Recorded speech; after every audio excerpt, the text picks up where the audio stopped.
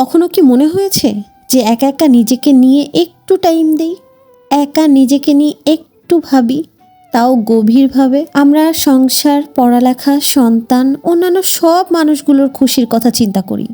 নিজেকে যে নিজের খুশি রাখতে হয় তা ভুলেই যাই। তাই বয়স, সময়, সুযোগ থাকতে থাকতেই নিজেকে নিয়ে একটু ভাবুন। যা ভালো লাগে তাই করুন, যা খেতে মন চায় তাই খান, যেখানে যেতে মন চায় সেখানেই যান। যতদিন বেঁচে থাকবে মানুষ ততদিন ঝামেলা নামক জিনিসটা থাকবেই। তাই সব কিছুকে ইগনোর করে নিজেকে নিয়ে ভাবুন। মরণের আগ পর্যন্ত সমস্যা থাকবেই, সমস্যার সমাধান মিলেই জীবন। জীবনটাকে মাঝে মাঝে একা একা উপভোগ করুন, দেখবেন আপনার জীবনটা কতটা সুন্দর। কাউকে সাথে করে না, একা একা ঘুরতে যান। কাউকে সাথে করে না, একা একা শপিংয়ে যান। কাউকে সাথে করে না, একা একা রেস্টুরেন্টে খেতে যান।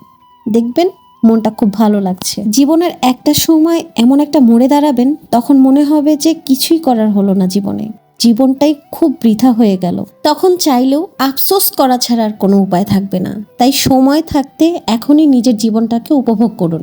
কারো কথায় কষ্ট পেলে ইগনোর করুন, কারো দ্বারা আঘাত পেলে বোবা হয়ে ফিরে আসুন। জানেন তো, বোবার তো কোনো শত্রুই নেই। সব সময় নিজেকে ভালো রাখুন, নিজেকে ভালোবাসুন।